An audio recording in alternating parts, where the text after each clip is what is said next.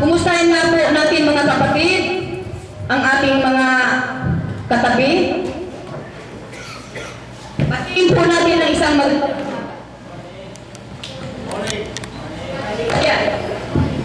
Batiin po natin ng isang magandang umaga ang kaliwa at yan sa kaliwa at nasa kanan.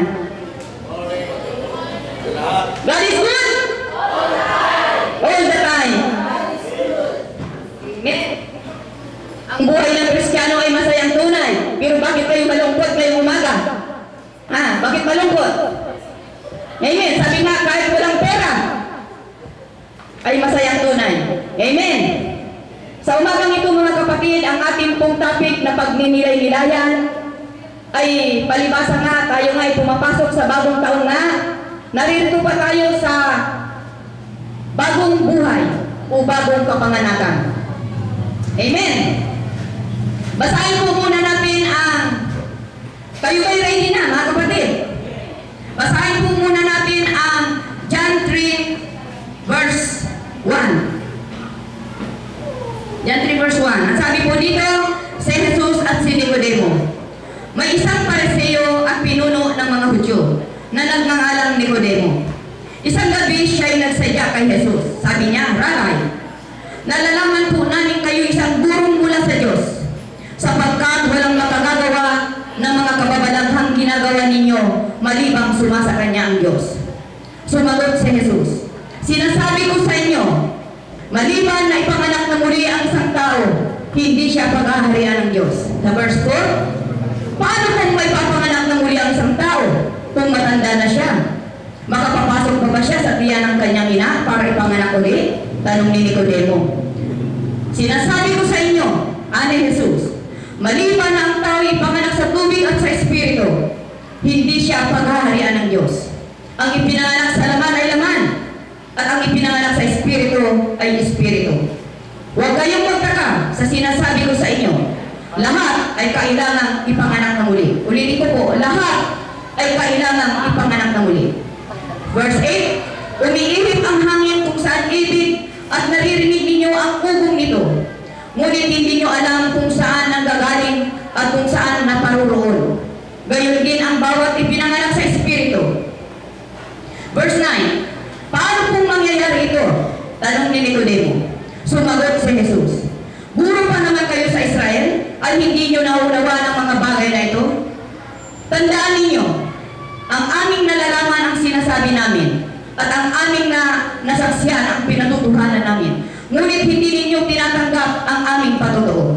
Kung hindi ninyo pinaniniwalaan ang sinasabi ko tungkol sa mga bagay sa sanlibutan ito, paano ninyo paniniwalaan kung sasabihin ko tungkol sa mga bagay sa langit? Verse 13, walang umakyat sa langit, kundi ang bumaba mula sa langit, ang anak ng tao. Purihin ang Diyos sa pagkakabasa ng kanyang banal na salita. Hallelujah! Ang topic po natin ay bagong kapanganakan. Bagong kapanganakan.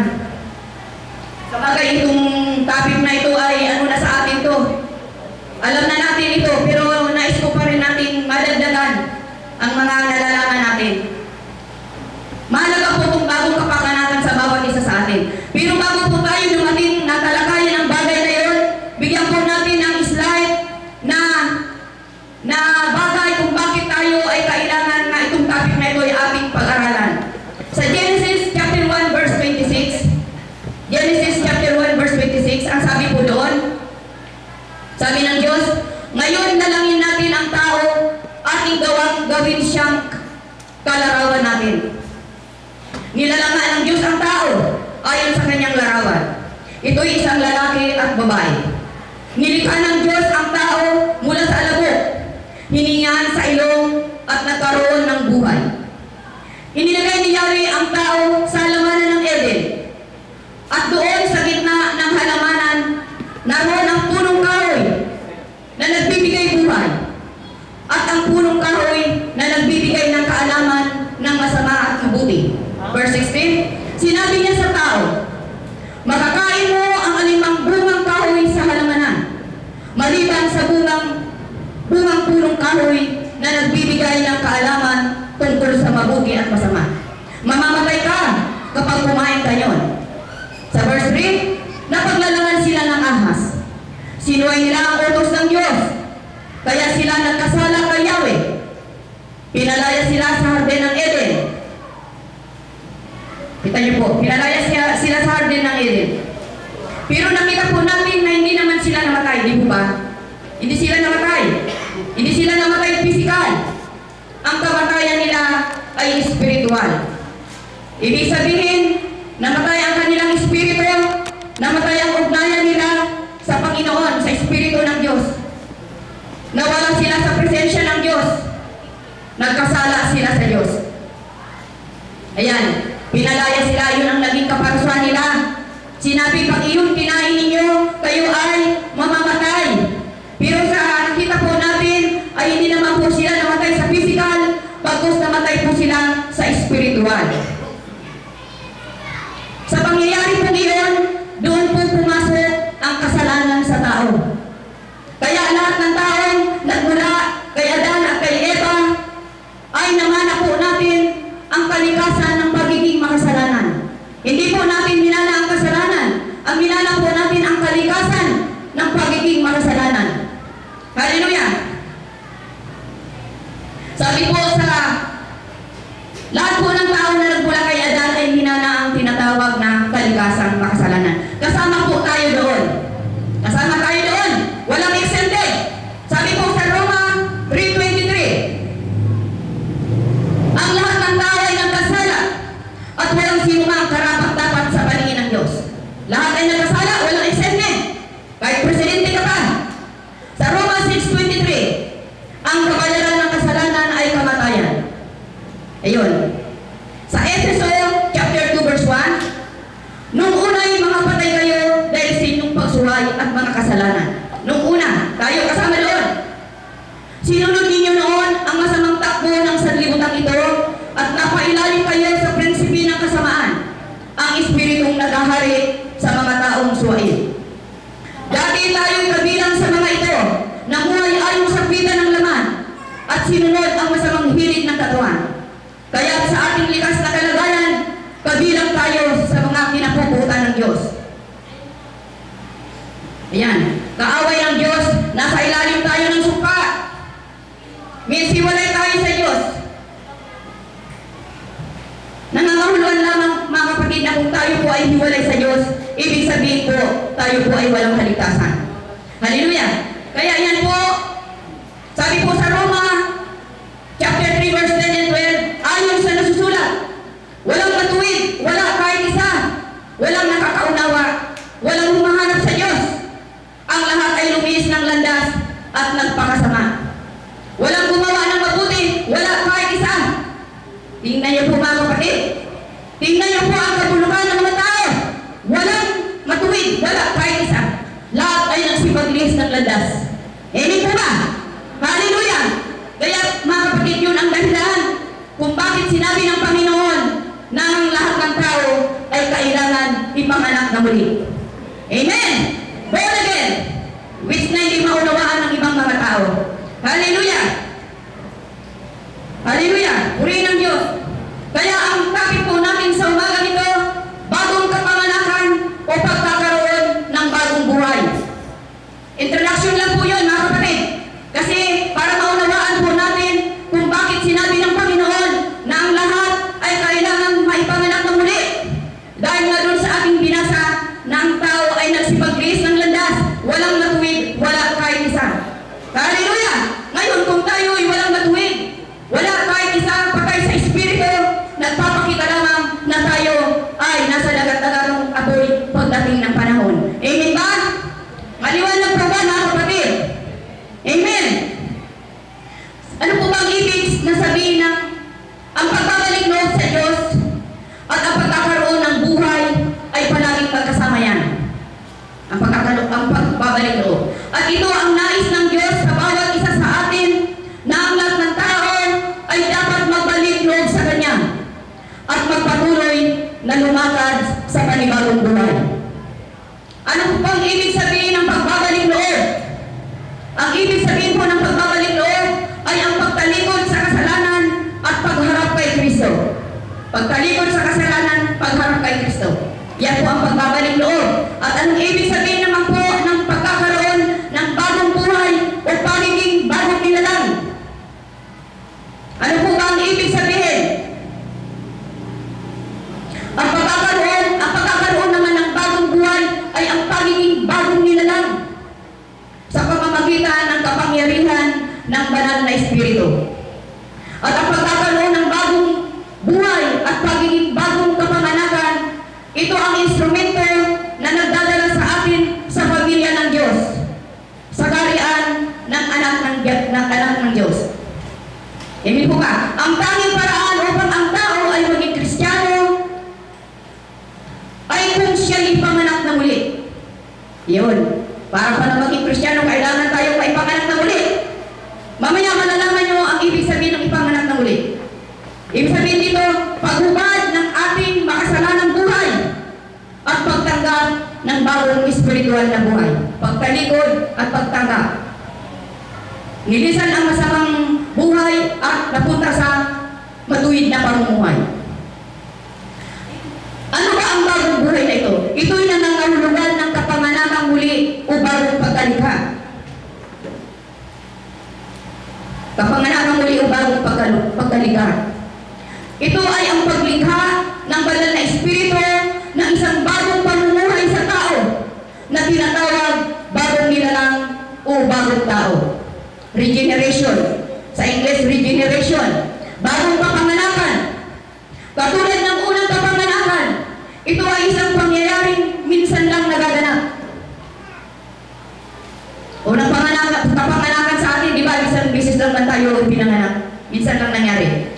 Bagamat mula sa pagkilala ng kasalanan hanggang sa pagpapanibagong buhay, ay maaaring maraming araw, linggo, buwan, o taon ang magdaan.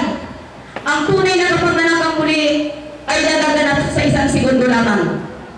Na kung saan, mula sa kadiliman, ang isang tao ay inilipat sa kaliwanagan. Isang segundo lang. Galing sa kadiliman, inilipat sa kaliwanagan. Hallelujah! At sino po ngayon ang kailangang ipanganak na muli? Doon po sa ating binasa, sinabi po sa John 3:7, ang lahat ay kailangang ipanganak na muli. All must be born again. Hallelujah! Ito'y sadyang iniutos ng ating tagapagligtas. Sadyang iniutos. Sa ayaw natin at sa gusto, utos ito ng Diyos. Ang lahat ay sakop ng kautosang ito. Ano man ang ating kasarian, edad, katayuan o kalagayan sa buhay. Sino man tayo? Presidente ka man, hari, prinsipe, all must be born again.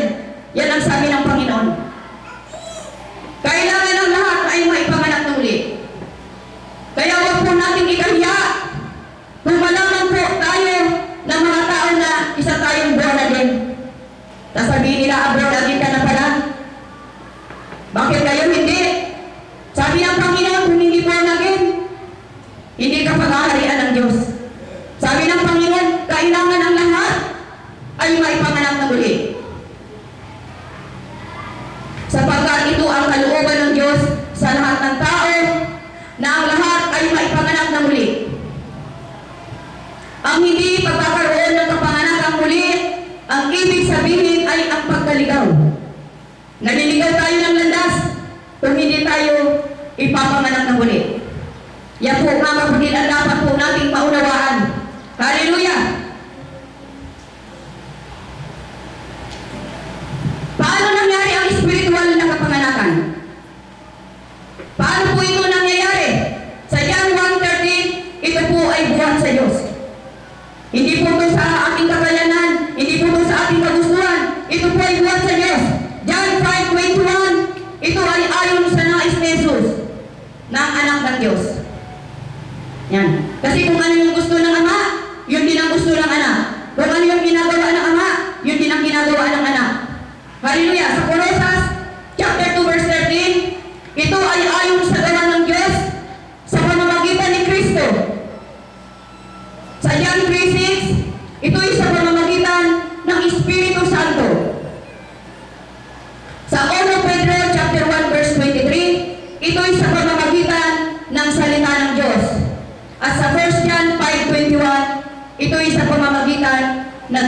pananampalataya kay Jesus. Ayan. Iyan po yung mga kaparaanan sa pagiging tungo sa bagong buhay. Yan, take down niyo po mga kapatid. Bahagi ng Diyos. Ang bagong kapanganakan ay hindi nagmumula sa kalooban ng tao, kundi sa Diyos. Ang Diyos lamang ang makapagbibigay ng isang bago at malinis na puso. Hindi natin magagawa sa sarili nating kakayanan kung wala ang tulong ng Diyos. Ang Diyos ang may kalooban na mangyari ang mga bagay na yan. Pero may bahagi ang tao. May bahagi po tayo. Ano po ang ating bahagi? Sa John chapter 1 verse 12. Datapwat ang lahat ng sa kanya ay nagsitanggap ay pinakalooban niya sila ng karapatang maging anak ng Diyos. Sa makatuwid bagay ang mga nagsisampalataya sa kanyang pangalan. Ayun. Yun ang bahagi natin. Ang manampalataya. Maniwala, manalig. Yun ang bahagi ng tao. Pero ang bahagi ng Diyos, magre-regalo. I-regalo po sa atin. Ngayon, kung ayaw po natin, kung wala po kayong gagawin, ayaw po natin manampalataya, ang regalo po yun ay hindi po makakamit ng tao. Hallelujah! Sa 1 Corinthians chapter 4 verse 15, ang sabi ko, sapagkat kay Jesucristo, ipinanganak ko kayo sa pamamagitan ng Ebanghelyo. Ano ba yung Ebanghelyo? Yung tungkol kay Kristo. Doon tayo ipinanganak sa salita ng Diyos. Sa Roma chapter 1 verse 16, ang Ebanghelyo ang kapangyarihan ng Diyos na nakapagbabago ng buhay ng tao. Ito yung kapangyarihan upang mabago tayo. Kung wala ang salita ng Diyos, wala. Sabi nga, wala tayong magagawa. Kaya yan ang dahilan kung bakit sinabi ni Pablo na hindi mo kinakahiya ang mabuting balita tungkol kay Kristo. Sapagkat ito ang kapangyarihan ng Diyos sa ikaliligtas ng mga tao. Amen po ba? Kaya wag po tayong nahiya. Ang iba yan ay hiyang may dalang Biblia. Ang iba yan ay hiyang mag-share. Pero hindi po natin dapat ikahiya sapagkat yan po ang kapangyarihan upang maligtas sila. Amen! 1 Pedro chapter 1 verse 23, sabi dito, at ito ang salita ng mabuting balita na ipinangangaral sa inyo. Yan, itong ipinangangaral na ito ang ating kaligtasan. Ang may akda ng muling kapanganakan ay ang Diyos. Ang daan ng pagkakaroon nito ay si Kristo. Ang tagaganap nito ay ang banal na Espiritu. At ang paraan ay sa pamamagitan ng pagtanggap kay Kristo at pananampalataya sa salita ng Diyos. Amen po ba? Mulat ka mukhang walang amen. Hallelujah! Amen! Ito ay spiritual na pagbabago. Ang pagbabago ito ay panloob na pagbabago. Yan, panloob na pagbabago. Dahil kung hindi tunay, wala. Piki, sabi nga, kailangan may panloob tayong pagbabago. Amen! Dalako po tayo dito sa bakit ang tao kailangan ipanganak na muli. Yan, bakit kailangan? Ang sabi po dito, sapagkat tayo ay patay. Patay sa kasalanan dahil sa ating pagsuway. Kung kaya kailangan maipanganak na muli upang magkaroon ng espiritual na buhay. Hindi po ba? Dahil dati ang kalikasan natin, kalikasang makasalanan. Kaya ngayon, kailangan tayong maipanganak na muli sa pamamagitan ng salita ng Diyos at sa pamamagitan ng pagsampalataya upang sa ganon, tayo ay magkaroon ng espiritual na buhay. Number 1 yan. Number 2, upang magkaroon ang tao ng espiritual na kalikasan. Amen po ba? Sapagkat dahil ang ating kalikasan ay masamang kalikasan. Diba, doon sa introduction ng aking binasa, lahat ng tao na nagmula kay Adan at kay Eva ay minana natin ang kalikasan ng pagiging makasalanan. Kaya, kung baga sa ang dugo natin ay nananalaytay ang kalikasan ng pagiging makasalanan. Kung kaya kailangan tayong maipanganak na muli upang tayo ay magkaroon ng spiritual na kalikasan. Kung baga sa yung mapalitan yung masama ng spiritual. Hallelujah! Number 3. Sabi dito, of God and enter into it. Upang makita natin ang kaharian ng Diyos at makapasok tayo sa kanyang kaharian. Diba yung binasa natin sa John 3:3? Except a man be born again, he cannot see the kingdom of God. Yan yung binasa natin. To see the kingdom of God and enter into it. Hallelujah! Sa John 3:3, sabi ng Panginoon, sabi ni Jesus, at Jesus answered, sabi niya, Verily, verily, I say unto thee, except a man be born again, he cannot see the kingdom of God. Katotohanan sinasabi ko sa inyo, maliban ang tao ipanganak na muli, ay hindi siya makakakita ng kaharian ng Diyos. Verily, verily, pag inulit-ulit, ibig sabihin, mahalaga. Truly, truly, verily, verily, ibig sabihin, mahalaga. Kung kaya inuulit ng Panginoon ang bagay na yan, verily, verily, I say unto thee, sabi ganoon. Sa John 3:5, inulit-ulit ng Panginoon. Jesus answered, Verily, verily, I say unto thee, except a man be born of water and of the Spirit, he cannot enter into the kingdom of God. Kanina, he cannot see, hindi makikita. Pero sa ngayon, he cannot enter, hindi makakapasok. Amen po ba? Di ibig sabihin, napakahalaga pala ang may panganak na muli. Amen? Hallelujah! Yan po ang dapat maunawaan ng mga tao. Amen. Sumagot si Jesus. Katotohanan ang sinasabi ko sa inyo. Sa inyo, kasama tayo. Maliban ang tao ipanganak ng tubig at ng Espiritu, ay hindi siya makakapasok sa kaharian ng Diyos. Makikita po natin sa John chapter 3 verse 6. Ayan. Dito po sa John chapter 3 verse 1 and 15 na ating pong binasa tungkol po kay Nicodemo. Tinuruan ni Jesus si Nicodemo. Tinuruan niya. Sino po ba ito si Nicodemo? Si Nicodemo ay isang Pariseo at pinuno ng mga Hudyo. Isa siyang inubalong Hudyo at isa rin siyang guro. Yan. Kung baka sa ano, may pinag-aralan itong si Nicodemo. Guro, siya pa ang namumuno sa Sanhedrin. Ibig sabihin, may katungkulan. Mabuting tao, may takot sa Diyos. Sabi dito, isang gabi, siya ay nagsadya kay Jesus. Sapagkat naniniwala siya na marami siyang matututunan kay Jesus. Nakita na ni Nicodemo ang mga milagrong ginawa ni Jesus. Kaya naniniwala siyang isang dakilang guro o rabi sa Jesus. Ayun ang paniniwala niya. Kaya nagsadya siya isang gabi upang sa ganun gusto niya talagang may matutunan siya sa Panginoon. Dahil naniniwala siya, ang ibang Hudyo hindi naniniwala kay Jesus. Akala nila ordinaryong propeta lang o tao. Pero sa kaso ni Nicodemo, naniniwala siya dahil nga sa mga kababalagang ginawa ni Jesus. Kaya hindi niya, sabi niya, hindi ito magagawa ng tao lang. Alam ko na sumasa kanya ang Diyos. Kaya gano'n na lang, sumadya siya isang gabi upang sa gano'n, alam niya kasi na mayroon siyang matututunan kay Jesus. Hallelujah! Ito po si Nicodemo hindi po ito kaisa ng mga Pariseo na kontra kay Jesus. Hindi ito kumbaga sa nakakampi ito ni Jesus, si Nicodemo. Siya pa nga ang nagtanggol kay Jesus nang iharap ito sa Sanhedrin. Kumbaga sa ibang Hudyo galing kay Jesus, ito si Nicodemo, hindi siya galing kay Jesus. Bilang Pariseo, naniniwala si Nicodemo na maliligtas ang tao kung masusunod niya mabuti ang kautusan ng mga Hudyo at ang kaugalian ng matatanda.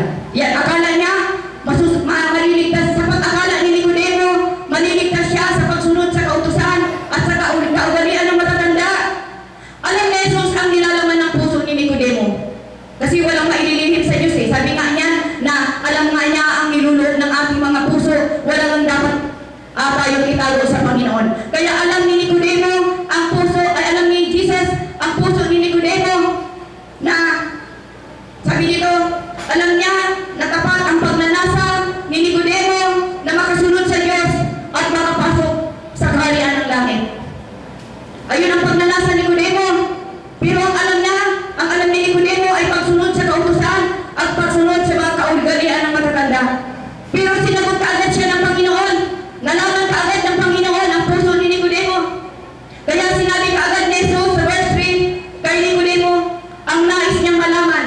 Sinabi ka agad.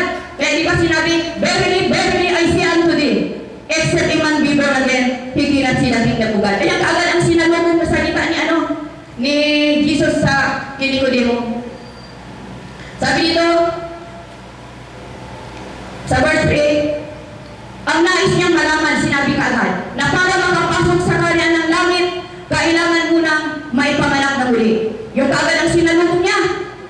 Hindi yan sa inaakala mo ng mga kautusan ng matatanda, hindi sa inaakala mo na pagsunod sa inyong mga kautusan, kundi sinabi niya kaagad na para makapasok ang tao sa kaharian ng Diyos, kailangan may panganak na muli. Nilinaw ni Jesus kay Nicodemo na hindi maliligtas ang mga tao sa pamamagitan ng mga ganang hingi ng kautusan. Napakasamaan ng kalikasan ng tao, kaya hindi ito matatanggap ng Diyos sa kanyang kaharian. Kung hindi lubusang nababago. Kung hindi lubusang nababago. Ang kailangan ni Nicodemo ay hindi bagong kautusan, kundi bagong puso. Kailangan niya ang bagong kapangyarihang espiritual na babago sa kanyang likas na pagkatao upang maging karapat-dapat siya sa paningin ng Diyos. Gusto ng Diyos ang bagong puso. Ang sabi ni Jesus sa kanya, Nicodemo, kailangan kang may panganak na muli. Yan. Ang tao ay hindi makapapasok sa kaharian ng Diyos sa pamamagitan ng sariling pagsisikap.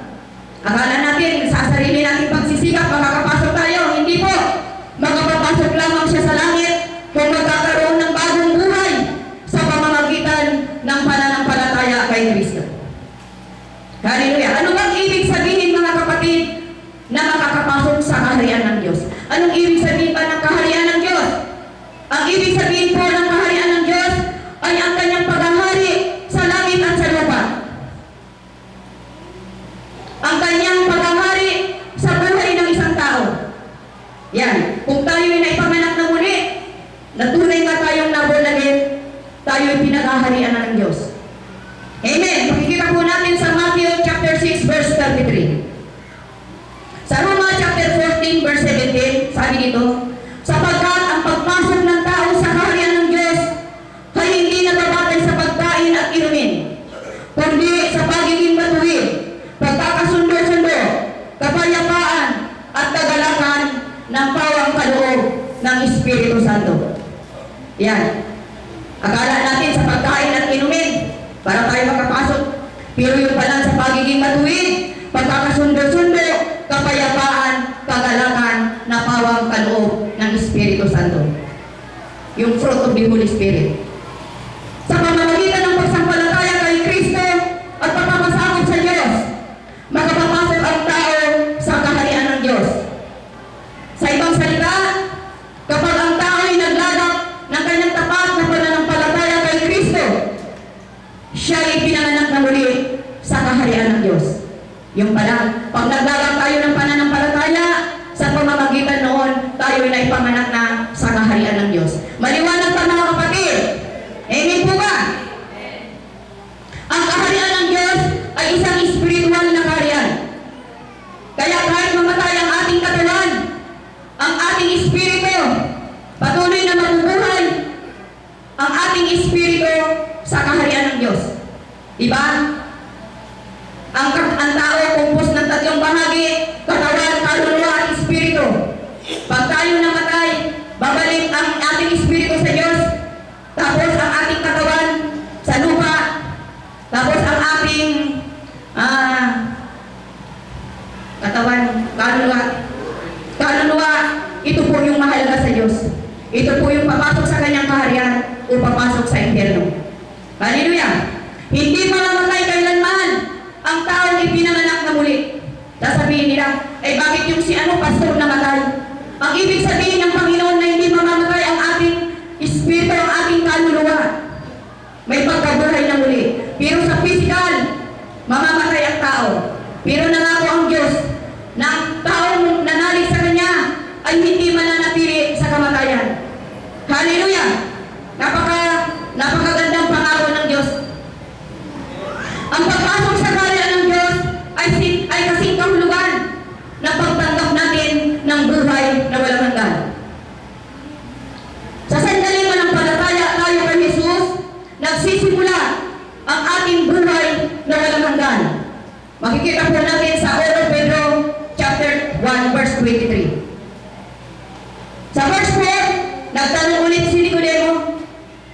binasa natin at tanong ulit si Nicodemo.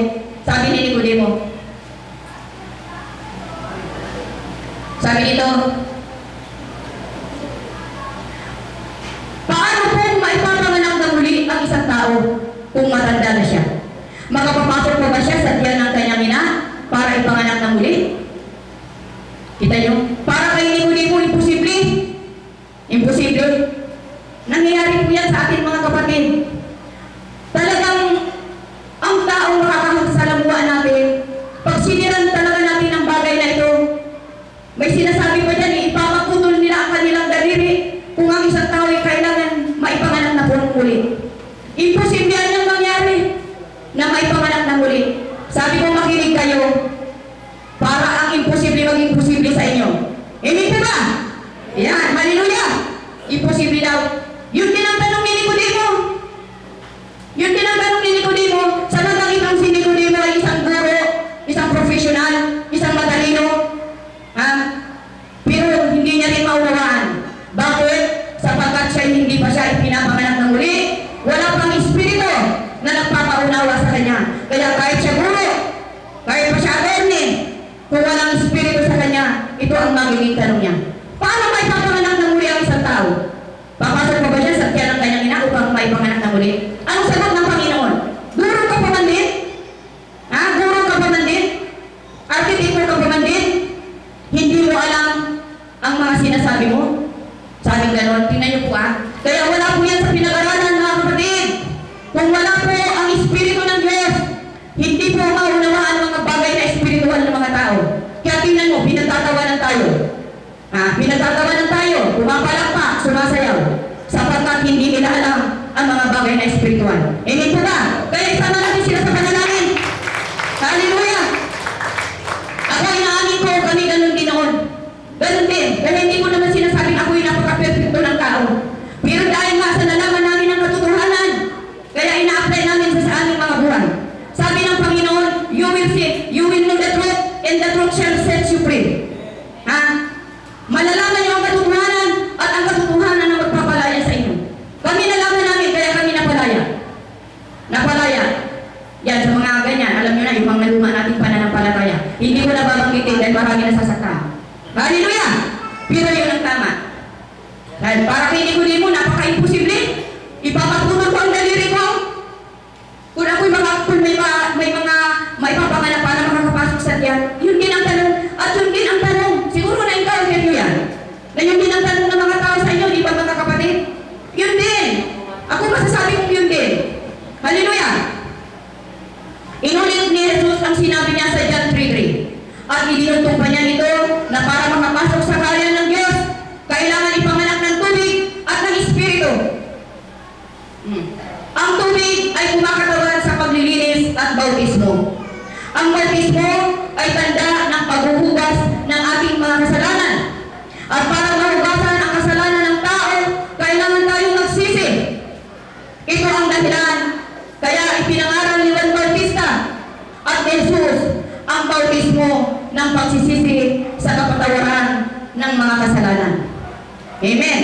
Yan ang dahilan kung bakit ang isang tao, pag nakarinig na ng salita ng Diyos, medyo nakalawaan niya na, kailangan ng bautismo yan. Sapagkat ito ay simbolo na tayo ay nawala na ang ating lumang pagkatao at tayo ay inilipat na sa bagong pagkatao. Kailangan bautismuhan. Tayo ay nagsisi. At pinagsisihan natin ang ating mga kasalanan. At sa pamamagitan noon, tayo ay nagtanggap ng kapatawaran. Hallelujah! Kaya para may panganak ng muli ang isang tao, kailangan muna niya magsisi at tanggapin ang kapatawaran sa kanyang mga kasalanan. Kaya mahalaga mga kapatid ang pagsisisi. Huwag nating sabihin na, hindi naman ako nagnakaw Hindi naman ako nag-aarbabyado. Kaya ano bang kasalanan na pagsisisi ako? Hindi po. Sabi ng Panginoon, mas ginusto niya yung mga tao na nagkakasala pero nagsisisi. Kaysa doon sa hindi naman nagkakasala pero hindi naman nagsisisi.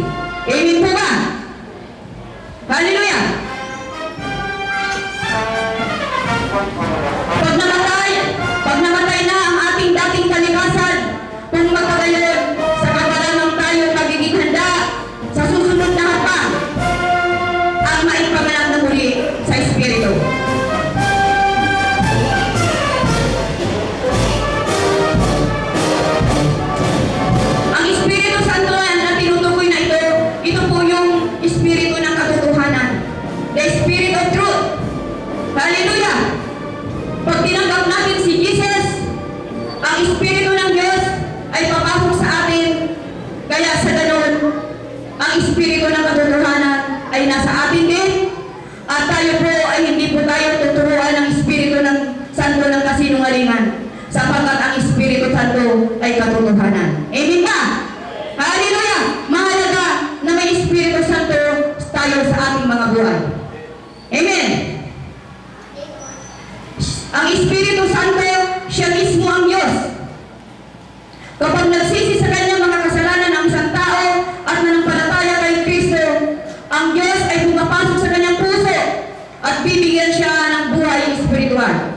Kung magkagayon, nagaganap sa kanya ang muling pagsilang sa pamamagitan ng Espiritu Santo.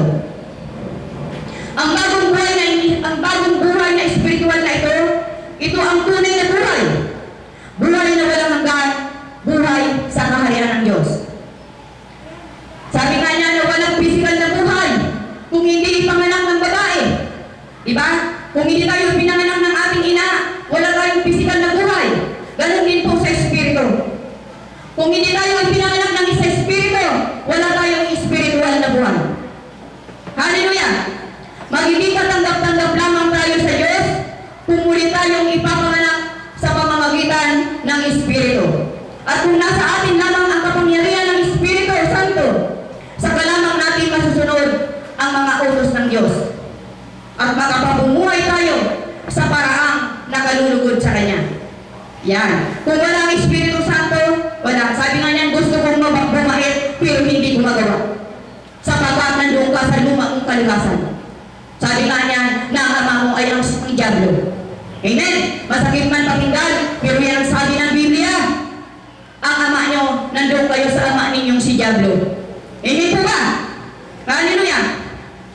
Tingnan niyo po, sabi dito, isipin na lang natin ang naging pakiramdam ni Nicodemo nang marinig ang sinabing ito ni Jesus. Ha? Nagulat siya. Isa siyang mabuting tao. Isa siyang guro. At alam niya, isa siyang matuwid na tao.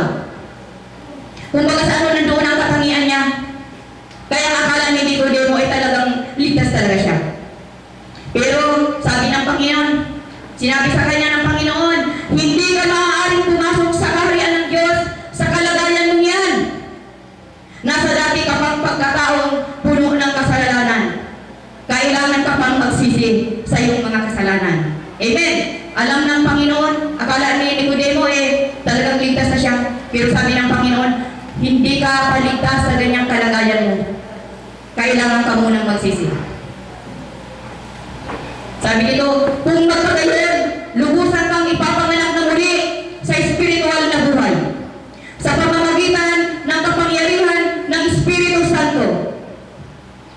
Kailangan paguhin ng lubusan na para kang ipinanganak na muli mula sa tiyan ng inyong ina. Yan. Mga kapatid, ito rin po ang sinasabi ng Panginoon sa atin. Akala natin kay Nicodemo lang sinabi. Hindi po. Yung mensahe niya ito kay Nicodemo ay mensahe ito ng Diyos sa atin. Sabi dito, kailangan ang bawat isa sa atin ay maipanganak na muli sa espiritual na buhay. At ito ang pinakamahalaga at kagilagilalas na bagay na pwedeng mangyari sa buhay ng isang tao. Kita niyo bro? Ito ang kagilagilalas at mahalagang bagay. Akala natin ang kagilagilalas yung mga nagmimilagro. Ha? Yung mga lumuluha dyan. Yung mga nagmimilagro. Yun ang ating akala natin kagilagilalas. Pero sabi nga ng Biblia, ito ang kagilagilalas at kamangang bagay na pwedeng mangyari sa tao. Na yung lumang buhay mo ay nabago. Na ikaw ay dating adik, ikaw ay maayos na ngayon. Ikaw ay dating putatsing, ngayon okay ka na ngayon. Ha?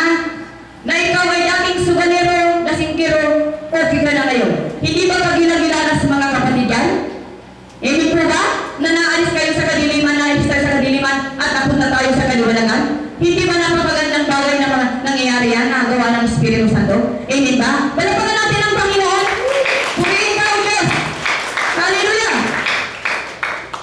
Dahil sa pagkamatay ni Kristo sa krus, dahil sa pagtubos niya sa ating mga kasalanan, tayo ay nilinis niya at binigyan ng bagong buhay sa pamamagitan ng Espiritu Santo. Na makikita po natin sa John chapter 1 verse 4. Sa John 3:18 ang sabi po,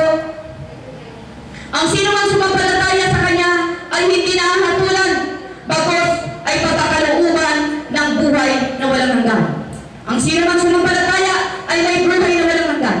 Ngayon, ang hindi sumasampalataya ay may buhay na walang hanggan din, pero sa kaparusahan. Amen po ba? At anong uri ng buhay? Anong uri ng buhay ang gustong ibigay ng Panginoong Hesus sa atin? Ito ay ang buhay na kasama ang Diyos, na pinaghaharian ng kagalakan, kapayapaan, at katwiran. Diba? Napakaganda yung ganon. Kasama natin ang Diyos, pinaghaharian ng kapayapaan, pinaghaharian ng kagalakan, pinaghaharian ng katwiran. Na wala ng pagluha, wala ng kirot, wala ng pagdalamhati. Iyan ang buhay na gustong ibigay ng Diyos sa bawat isa sa atin. Yan po ang dahilan, mga kapatid, kung bakit sinabi ni Jesus na ang lahat ay kailangan maipanganak sa tubig at sa Espiritu. Sapagkat sabi niya po sa 1 Corinthians chapter 15 verse 15, na ang laman at dugo ay hindi magkakaroon ng bahagi sa kaharian ng Diyos. Ang laman at dugo ay hindi makakapasok sa kaharian ng Diyos. Hallelujah! Kailangan mabuhay ang ating Espiritu, sapagkat yun ang mahalaga sa Panginoon. Hallelujah! Ano po ba yung dito tayo sa kalikasan ng kapanganakan muli? Ang kapanganakan muli o born again, hindi po ito religion. Kasi mag-isip sila, uy, nag-iba ka na pala ng religion. Ito po ang born again, hindi po ito religion. Hindi rin po ito kilusan na movement, ito nga. Hindi rin asosasyon. Ito po ay ang relasyon natin kay Jesus. Kaya pag sinabing born again ka, may relasyon ka sa Diyos. Yun ang pinakasimple. Sasabihin nila, uy, naglipat ka na pala ng reliyon, hindi ka na pala katoliko. Eh, hindi na nila maunawaan eh. Kaya yun ang pinag-aaralan natin. Hallelujah! Ang kapanganaka muli ay ang di pagkaraniwang gawain ng Diyos. Ito ay isang lubos na pagbabago at lubosang pagtalikod sa kasalanan. Ang pagkakaroon ng buhay ay kasiglahan sa Espiritu. Bagong kapanganakan, bagong kalikasan sa panahon ng paglikha. Ang lahat ay nagkabunga ayon sa kanyang uri. Ang makasalanan ay nagbubunga ng makasalanan. Hindi natin maaaring baguhin ang lumang kalikasan na ito. Hallelujah! Nakukuha niyo po ba, mga kapatid? Amen! Ang kailangan natin ay bagong kapanganakan. Ang pagsasalin ng isang kalikasan na masama, galing sa masamang kalikasan, papunta sa isang kalikasan na kung saan ay kalikasan na inahalin tulad tayo sa kalikasan ng Diyos. Ano ba yung kalikasan ng Diyos? Isang banal na kalikasan. Amen ba? Sa 2 Corinthians chapter 5 verse 17, ang sabi ko, therefore, if any man be in Christ, he is a new creature. All things are passed away. Behold, all things are becoming new. Ang sino man dahil nakipag-isa kay Kristo ay isa ng bagong nilalang. Wala na ang luma, lahat ay parang bago. Amen ba? Tayo ba'y bago na, mga kapatid? Amen! Tayo bago na. Kung tayo po ay bago na, isa po tayong bagong nilalang, tunay nga na tayo ay ipinanganak na muli. Palapagan natin ang Panginoon sa bagay na yan. Hallelujah!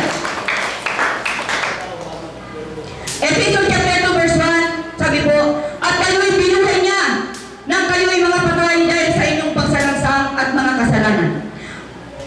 Pagkalipat mula sa kamatayan, patungo sa kabuhayan. Ito ay hindi pagpabagong buhay lamang. Ito ay muling pagkabuhay na espiritual. Nagaling tayo sa dilim, inilipat tayo sa liwanag. Hallelujah! Noong una tayo ipinanganak sa pisikal. Ang ikalawang kapanganakan natin ay ang kapanganakang espiritual. Kaya yun na nga, yung born again na nga. Ano pa ba yung mga ginamit? Mga ginamit tungo sa bagong kapanganakan. Ang mga gamit ito po, yung salita ng Diyos. Roman number 6. Yung mga ginamit yan, salita ng Diyos. Sa 1 Pedro chapter 1 verse 23, sabi po, sapagkat muli kayong isinilang, hindi sa pamamagitan ng tao, kundi sa bisa ng buhay at walang kamatayang salita ng Diyos. Yan. Dahil sa salita ng Diyos, napakinggan natin, nalaman natin ang kabulukan natin, tayo nagsisi sa Panginoon, humingi ng tawad, at tayo naman ay pinatawad ng Panginoon. Ganyan siya kabuti. Sa pamamagitan ng ating pakikinig ng salita ng Diyos, doon tayo na ipanganak na muli. Amen ba? Ano pa? Ano pa ang mga ginamit? Yung Espiritu ng Diyos. Ang banal na Espiritu.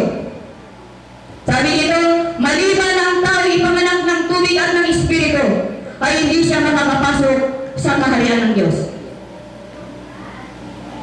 Sa John 3:8, ang sabi ko, ang ministeryo ng banal na Espiritu ay ihayag ang ating mga kasalanan.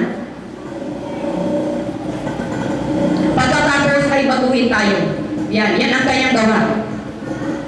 Sa 2 Peter chapter 1 verse 3, ang Holy Spirit ay gumagabay at natuturo sa atin sa lahat ng bagay upang mabuhay tayo ng tapat sa Diyos, at ang itinuturo niya ay bawang katotohanan. Yan po ang gawain ng banal na Espiritu. Sa Ephesians chapter 1 verse 3, ito ang garantiya niya, garantiya na niya sa atin, natatanggapin natin ang mga pangako ng Diyos. Yan, pinakaunang garantiya na pauna sa atin, na nagpapatunay naman na ang kanyang mga pangako ay kanyang tutuparin. Hallelujah! Kaya napakahalaga, mga kapatid, na tayo po ay pinakaharian ng banal na Espiritu. Nasusundan niyo po ba? Nakukuha niyo po, mga kapatid? Amen! Naipanganak tayo sa pamamagitan ng salita ng Diyos at sa pamamagitan ng banal na Espiritu ng Diyos. Ayan. Dating tayo sa Roman number 7, katibayan ng pagkakaroon ng bagong buhay. Ano ba yung mga katibayan na tayo ay may bagong buhay? Ang isang taong ipinanganak na muli ay namumuhay na ng matuwid. Sa inyo, nararanasan nyo ba? Nasa matuwid ba tayong pamumuhay o na nasa dating kalikasan? Pag tayo nasa matuwid na pamumuhay, nagpapatunay na tayo na ipanganak na muli. 1 John 2:29, kung nalalaman ninyong siya'y matuwid, nalalaman naman ninyo na ang bawat gumagawa ng katwiran ay ipinanganak niya. Yun. Ipinanganak niya ang gumagawa ng katwiran at matuwid. Ano pa? 1 John 3:9, ang sino mang ipinanganak na muli ay hindi namumuhay sa kasalanan, sapagkat nasa kanya ang binhi ng Diyos. Hindi na namumuhay sa kasalanan kasi ang kalikasan natin ay binago na. Kalikasan na ng kabanalan ang nasa atin. Amen ba? Ano pa? Ang isang taong ipinanganak na muli ay gumaganap ng kautusan ng pag-ibig. Amen? Ang ating mga gawa nang umapaw na dahil sa pag-ibig, dahil sa awa. Meron na tayong awa, meron tayong pag-ibig. Dahil ang pag-ibig ng Diyos sa kanyang puso ay inilipat din sa ating puso. Sa pamamagitan noon, tayo ay nagkakaroon na rin ng pag-ibig. Amen ba? Dati wala tayong pakialam sa ating kapwa. Diba? Di ba nararanasan ninyo yan? Ngayon may pakialam na kayo. Kasi nag-uumapaw na ang pag-ibig sa inyong mga puso. Amen! 1 John chapter 4 verse 7, ang bawat umiibig ay ipinanganak ng Diyos at nakakakilala sa Diyos. Yan. Ang bawat umiibig ay ipinanganak ng Diyos. Ngayon, kung hindi ka umiibig, kanino ka ipinanganak? Hindi ba? Number 4, ang isang taong ipinanganak na muli ay namumuhay ng isang matagumpay na pamumuhay. Amen? Sa inyo, hindi ba natin nararanasan ang isang matagumpay na buhay? Nararanasan natin, mga kapatid. 1 John 5:4, sapagkat ang sino mang ipinanganak ng Diyos ay lumadaig sa sanlibutan. Yan, napagtatagumpayan natin ang sanlibutan. Ano ba yung nasa sanlibutan? Ang mga gawa ng kaaway. The last of the eyes, yung ating madalas sambitin, last word the best, napagtatagumpayan yan. Sapagkat yan ay napagtagumpayan na ni Kristo, kaya ang mga sumasampalataya sa Kanya, napagtatagumpayan din natin ang mga gawa ng sanlibutan. Kasama na dyan ang gawa ng diablo sa ating mga buhay. 1 John 5, chapter 1, ang sino mang ipinanganak ng Diyos ay sumasampalataya na si Jesus ang Mesiyas. Amen! Kaya kung may marinig tayo na si Jesus ay tao, hindi yan ipinanganak na muli. Hindi ba? Kasi yan ang sabi ng Biblia eh.